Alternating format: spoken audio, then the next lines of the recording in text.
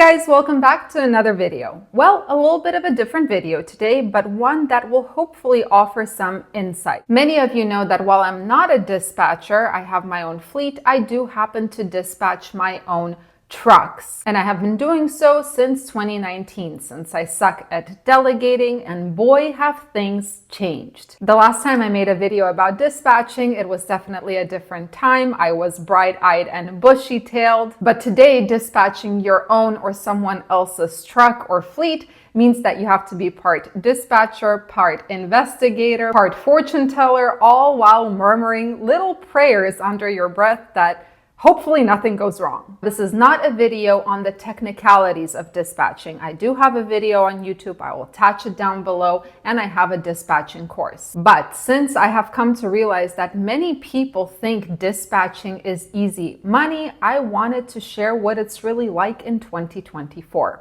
Ready? Let's go!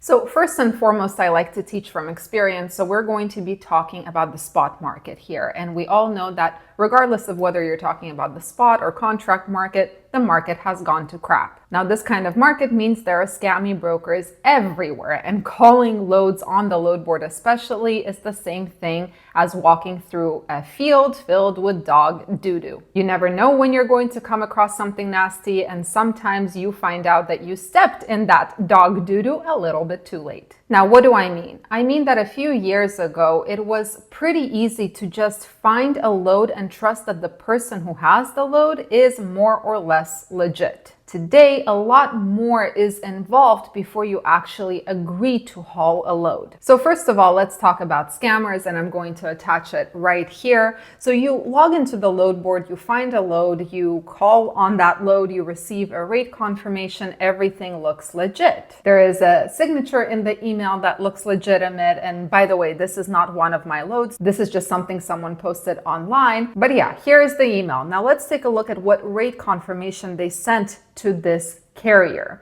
So first of all, look at the date, and you can see the format. It is day, month, year. Now, this is something that is very common in European as well as Eastern European countries. I would know, I grew up in Europe, but in the US is actually one of the few countries that use the month, day, year format. So that's obviously a red flag. Next, we see the @Gmail on this RateCon, which is underlined. You can see that. That's a red flag, especially for a bigger broker. But this is just an example I found online. Now let me show you an email I got from Circle Logistics. So here it says that there's a scammer using the name Circle Logistics Corp. And look at the domain. So to an untrained eye or a busy eye, someone who is busy booking loads, right?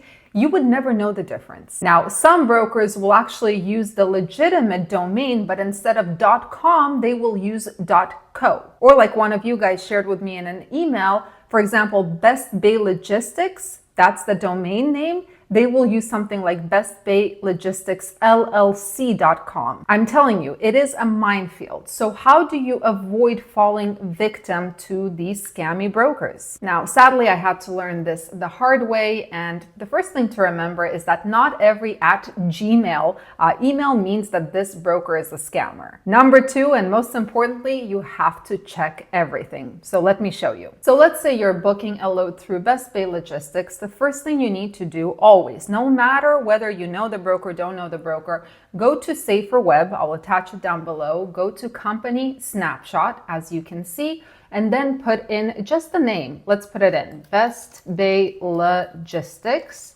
Search. Here we go. This phone number, which you will see listed on the Safer Web, is the one that you should be calling. And there are two things that you need to be checking. Number one, you need to check, does this broker that I have been in contact with actually work at your company? And number two, does this load that I was booked on or am about to get booked on exist? Now, just to give you an idea, in April, I made a complete paranoid ass out of myself with Landstar because I found this crazy paying load, and the load was really nothing special. When I received the rate confirmation, it was missing one of those numbers. There's a load number and then there's an EIL or something number. It was missing one of those.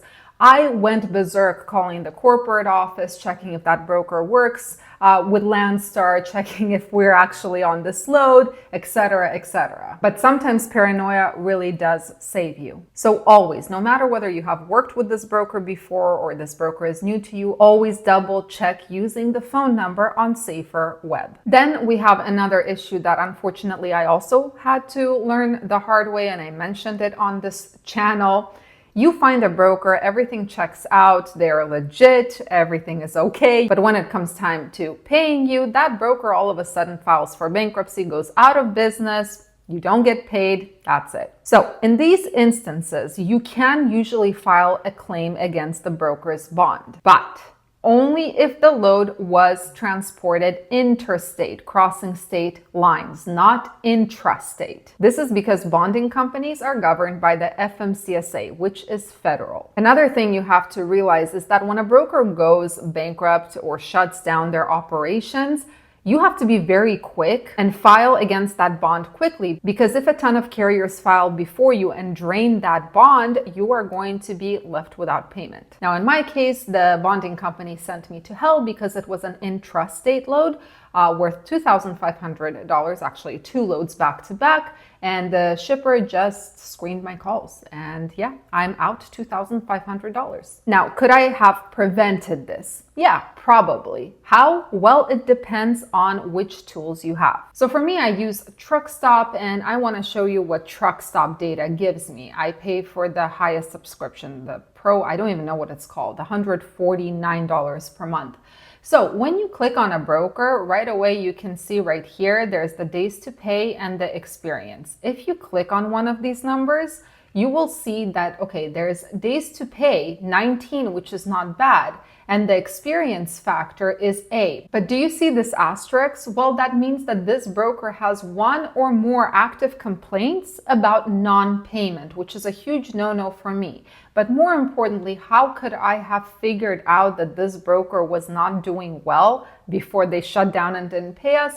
Well, here you can do the trend chart and you can see how their days to pay is doing. And here it's decreasing. So, I mean, more or less okay, but that asterisk really scares me. The question is why they didn't pay. If you start seeing that the days to pay is starting to increase, that broker probably has some cash flow issues. Now, finally, the thing I'm going to mention is probably not going to go over well with some of you, but this is the reality.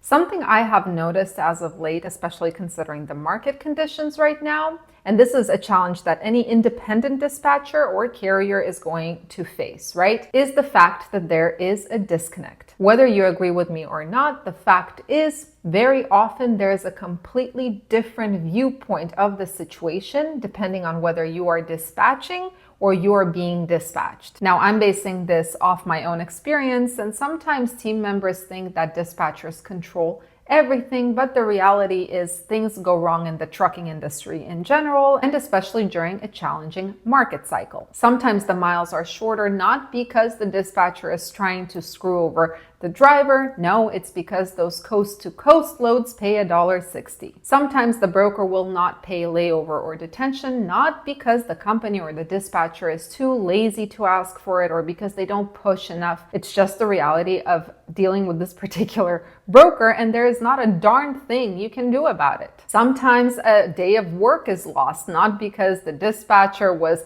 twiddling their thumbs and eating bonbons while watching TV instead of the load board, but instead it was because either rates were completely cheap or maybe the receiver took a very long time to unload, and by the time the truck was empty, every shipper was closed. Now, this is also true of dispatchers having a disconnect, right? There are some dispatchers who think that it's completely possible to run 1,000 miles by tomorrow, or those that overpromise things without considering the driver's safety. And then there are those crap dispatchers who will book just anything as long as they can just put some commission in their pocket. There's good and bad everywhere, but something I will never forget is when my business partner finally got off the truck, I was training him to dispatch. Now, he was completely shocked at the situation, despite the fact that we talk every day, several times a day. It's different when you see it and when you actually have to work through it. So my point is, dispatching is definitely not one of those jobs anymore where it's easy money. The industry is filled with scams, which means you have to jump through so many hoops before you actually even book a load. And when there is no scam in your particular situation, thank goodness, that still doesn't guarantee the fact that that broker is not going to shut down before paying you. And if that's not enough to limit the loads you can and cannot book, or to limit at least your efficiency as a dispatcher,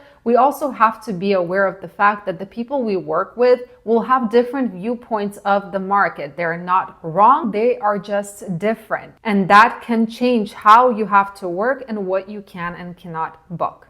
Anyway, guys, I hope this video was helpful, maybe insightful. Wishing you all a fantastic rest of your week ahead. Stay safe, stay healthy, and keep learning. See you in the next video.